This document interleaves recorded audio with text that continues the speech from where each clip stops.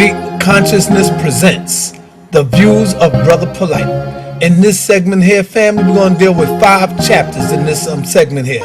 Homeschooling, black hair, how do a polygamous relationship really works, health and healing, and last but not least, we're going to deal with the womb, because a lot of our sisters is losing their womb. They're getting their uterus taken out. We want to see why is that. So without any further ado, family, I bring you my brother, your brother, Brother Polite. A lot of people talk the talk, but you walk the walk. That's right, my brother. Your children that you have before you, and you got a few more that's not here, right? That's right. None of them go to public school. They are all homeschooled. Very important. How do you do it? Do your wives participate in the education information? How do you do it, brother? Well, the thing is this. Each one of my wives not only are one of the CEOs of our household, right, but they're also one of the teachers. The first teacher of a child is a woman. Put it like that, point blank. Right. Then I come in by default. But from the time that that child is in the womb, okay, let's go backwards. Every woman that's born into this world is born with all the potential children she will ever have, ovate cells. Mm-hmm. This means that every emotion, every bit of information that everything she experiences diffuses into the bloodstream of her potential children, which means her children are a summation of all of her experiences. 1. 2, now, again, I'm gonna come back to the Black Power movement. And we're gonna keep saying that the white man is devil, okay? Whether you agree or disagree, we're gonna keep saying that, then why are we subjecting our children to his education? That's right. So there's a particular point in time where we say, hold on, it's not illegal to give birth to your own children. I delivered my baby girl. My hands. Wow. I delivered my child. I brought her into this world. You dig what I'm saying? With a lot of assistance around with that.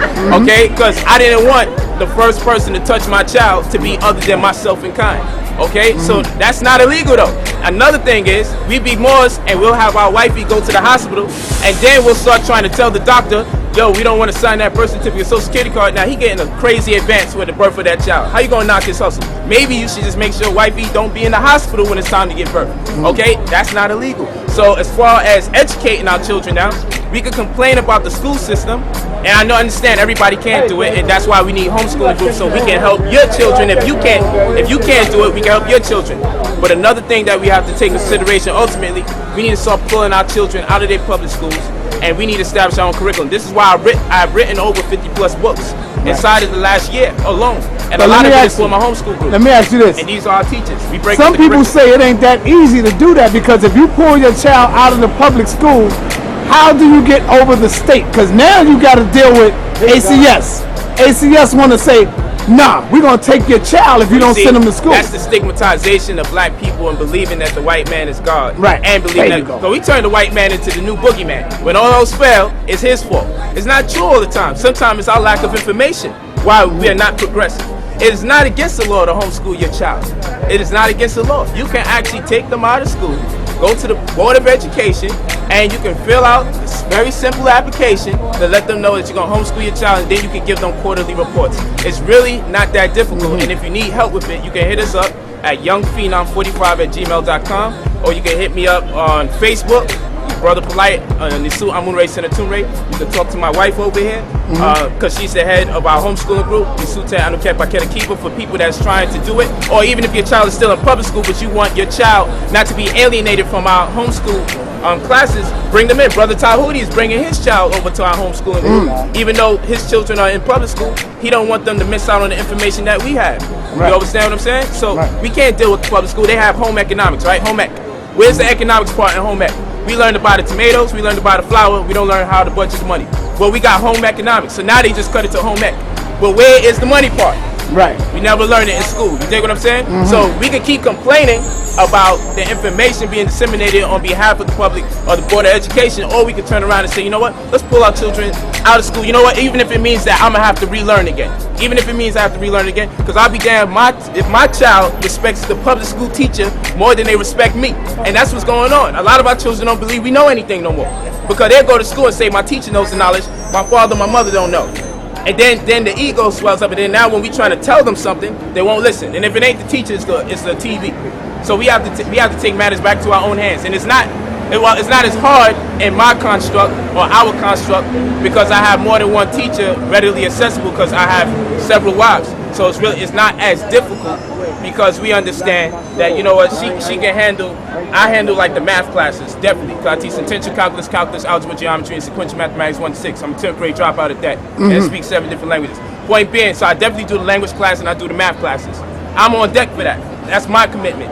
Then she does the graphic and design. She taught them how to do build websites, how to create stuff on Photoshop and this, that, and the third, the covers for our books and everything. She does the research. So she has them do the United States history, the social studies.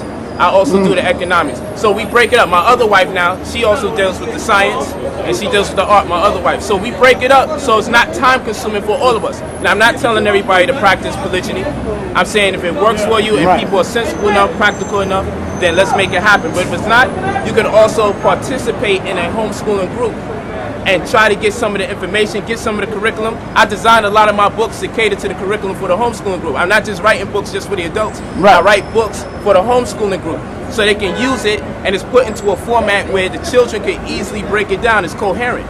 So that's what we got to do as a community. The help is out there. It's a lack of information. Beautiful.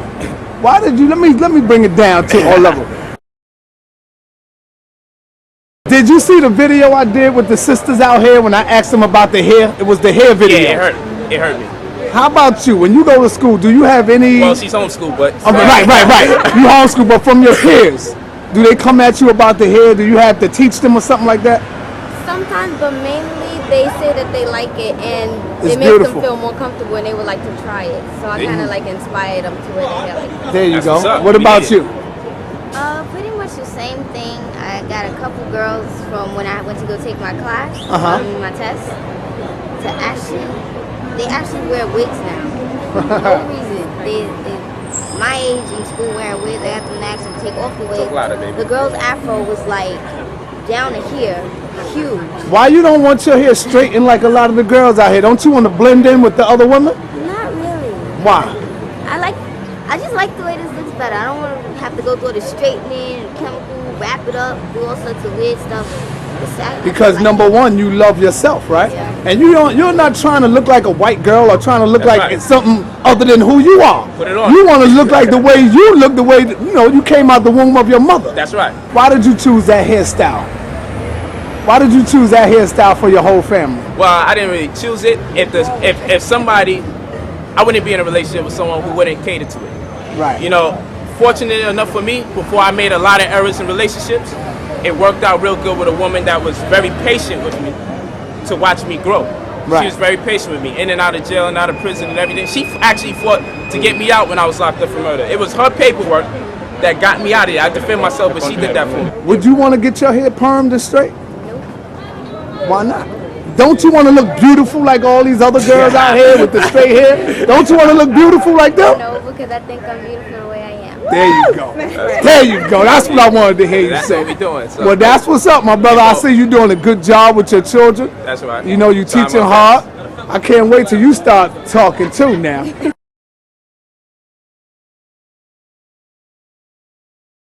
We created our own construct based on our personal disposition. Right. I wanted out of poverty. She wanted out of poverty. She wanted out of poverty. Right. We wanted to get out as fast as possible. Right. So we made an agreement. She wanted to have more time with her children. I give you an instance, I have contracts with my wife because we do business with each other. Right. Business, because people like to associate this to pimping. Right? We do business with each other, right? Right. Pimping is a perversion of this science. Okay? Right. So now I said, what is it that I need to do to fulfill your needs as it relates to your present disposition? For starters, she said, I need more time for my children. I'm about to lose my job because I'm late because I'm trying to send them to a good school. The school is mad at me because my children are late because I'm trying to get to my good job. I live in Brooklyn and everything's in Harlem. She was going back and forth. You used to see her back and forth sometime back in the day. So now I said, well, you know what? I can see to it that you be with your children automatically. You can homeschool. I can also see to it you can quit that job because I have my own businesses. Right. Now the next thing is, so what can you do for me? You have to allow me to educate you in the business so you can run it yourself and I get a percentage back. So we had that kind of conversation. It was a lot more intense than that, but that's just an overview or synopsis of what took place. She was in agreement to it. I was in agreement to it. And this is, again, it goes back to law. What is a friend? One who's willing to invest in you and one you're willing to invest in. So the peak of every relationship should be spearheaded by the legal friendship. Now, if you see somebody for the first time and you only get with them because their lips are dark and it looks like they smoke, you find that attractive, and another man says, you know what, I love her hips and her ass is fat, that's why I want to give it her, we're going to have a generation of beautiful looking children that don't know shit. Because we're not breeding for brains, we're breeding for booty. You see what I'm saying? Teach. So we're talking about breeding for brains. We're talking about leaving something here for the next generation. And old or ancient times, polygyny was mostly enforced or employed because the men were being killed off while in war. And then the women were left there with the children with no man there present. So then they would start cleaving on to another man's family just to salvage the family unit. Today we are also dealing with a level of oppression where our men are constantly incarcerated. A lot of them are gangbanging, killing each other because they miseducated, and thus the 13-to-1 ratio in favor of women to men is now probably 20 or 30 if you count the homosexuality, the prison incarcerations, the stupidity of too much black men, and your sperm and cerebral spinal fluid, meaning that every time you ejaculate, brain fluid is coming out your penis. So if you keep ejaculating and you don't know how to ejaculate or put it into retrograde, you'll find that men start getting stupider the more they have undisciplined sex. So then you find the average dude that's here having sex, yo, what up, ma? Yo, what up, ma? Bitch. That's as smart as he can make his conversation or his dialogue. You dig what I'm saying? Because he's giving away too much of his mind. And he says that he's getting brain from her, but actually the woman's getting his brain. And that's why she can connect with him on a telepathic level and know what he's doing even when she's not around. She'll give him a call. But that's a whole nother science. But the point, Right.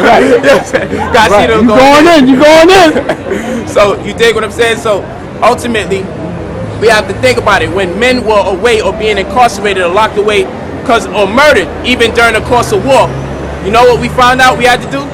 We had to amalgamate the families. So what we're saying today, there's not enough decent men around. Right. Okay?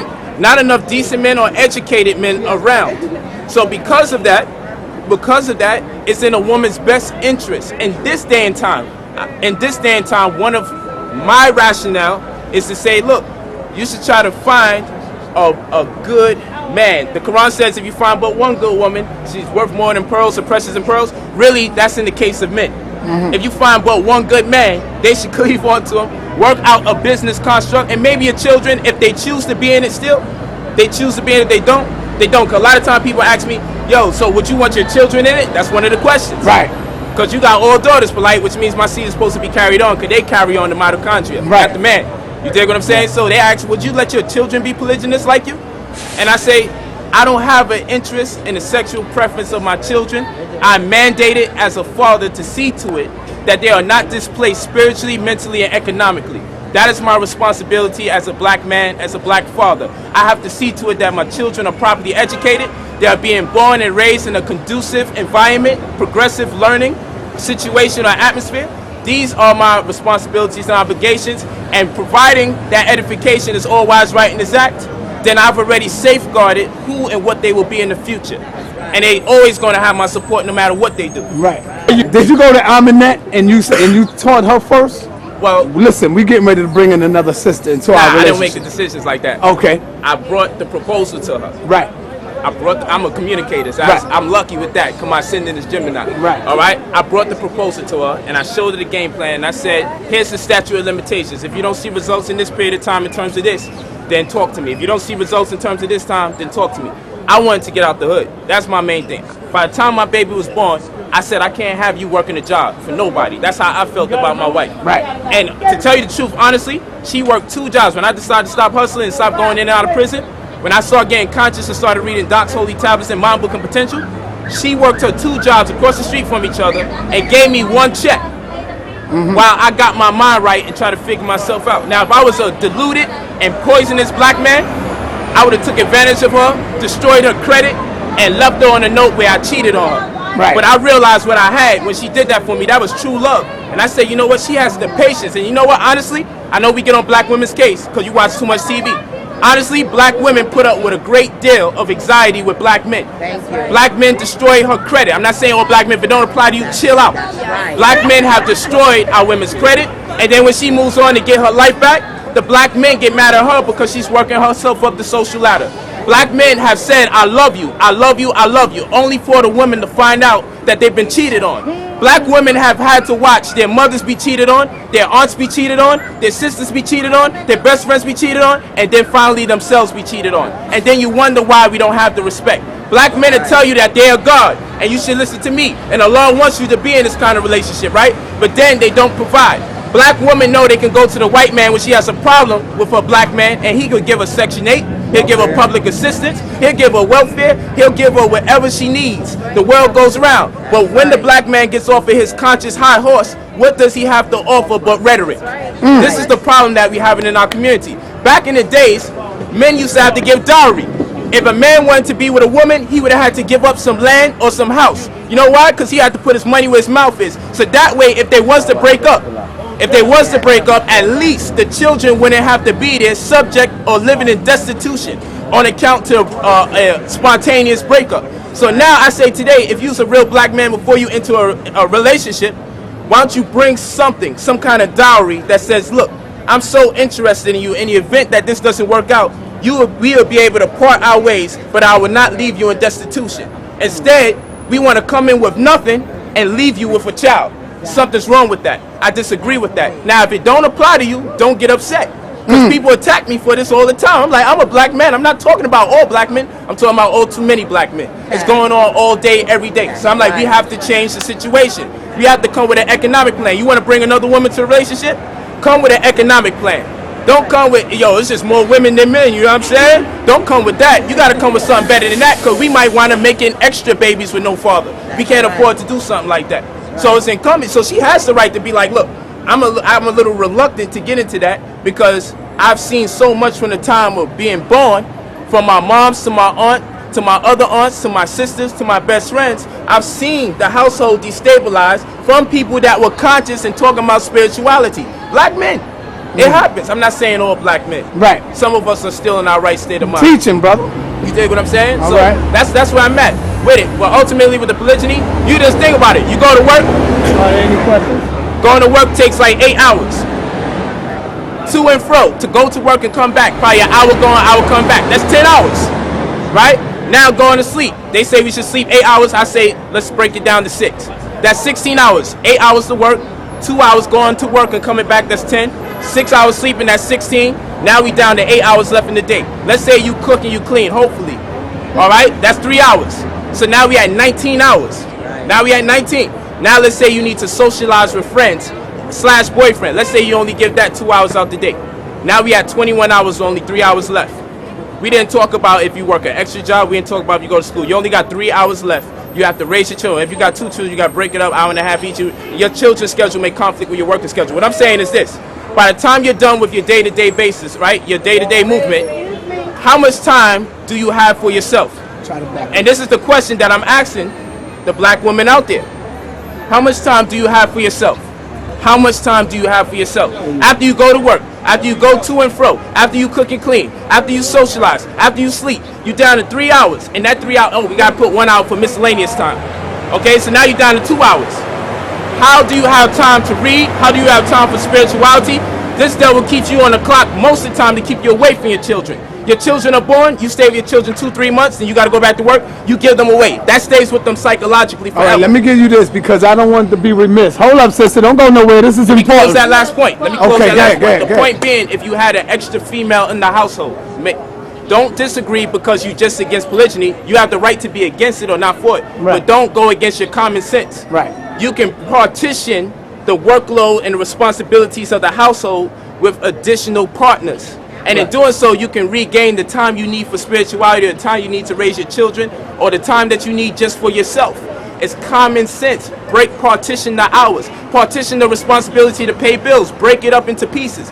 That's what I'm talking about. So we're practicing it for a different reason. We're not practicing it under a religious pretense. We're practicing it because the situation that most black people find themselves in, if you ask them the average thing that caters to their dreams, like a new house, a new car, this, that, and the third, you'll find that they can't afford it if they actually put it on a spreadsheet.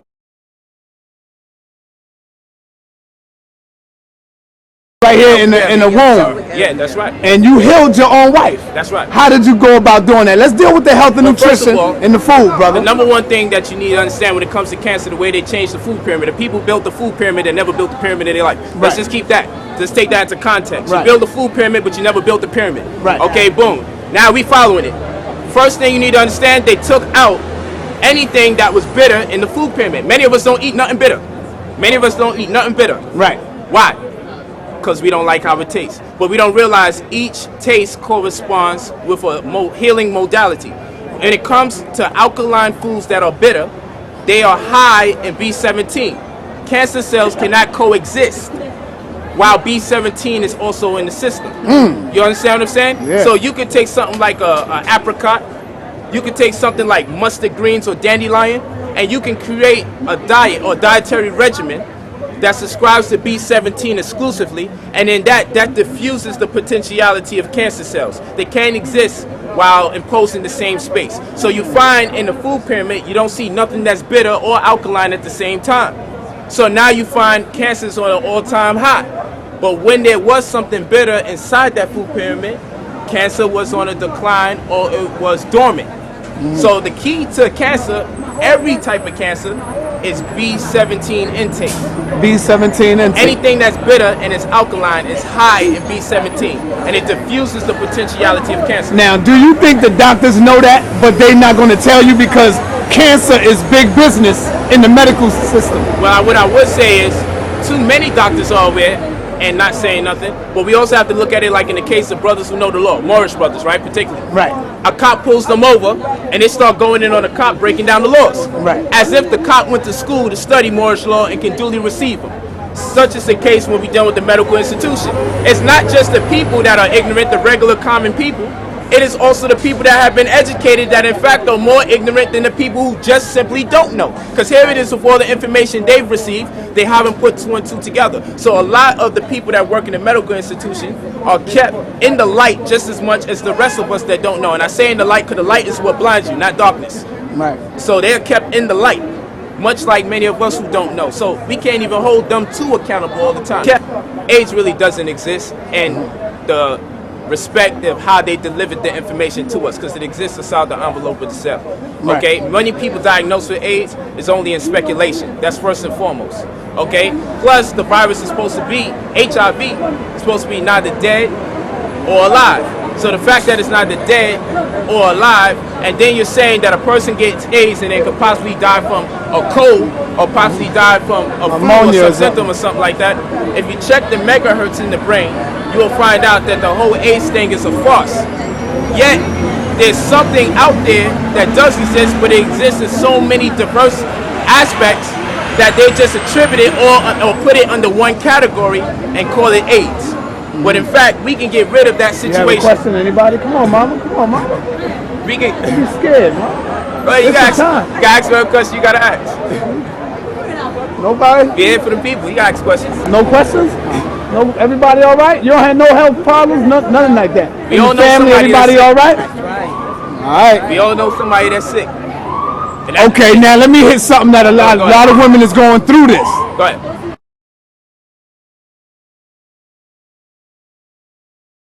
They womb. Prolapse. Of Yes, a lot of women is getting a womb taken out of them by the doctors. Because it's so-called falling out. Right. That's right. Why is that? You familiar? I know you know women that have their womb taken out of them, right or wrong? All right. What about you, sister? Yeah. All right. See, now deal with that. Why is that, brother? I give you one of the main reasons why it's coming out. Right. A lot of women who give birth to children, right? Right. Do not breastfeed in our community. The way the human body has been designed, the woman will gain more fat, so that can be used to feed the child. The first 3 months is a special fluid called colostrum fluid that is yellow that comes out the mammary glands of the female. And when the child sucks on the mammary gland or the teat or the nipple of the female, the uterus, right, the womb starts tilting back. It moves 15 degrees away from birth. Because remember, the child has to rotate to come out.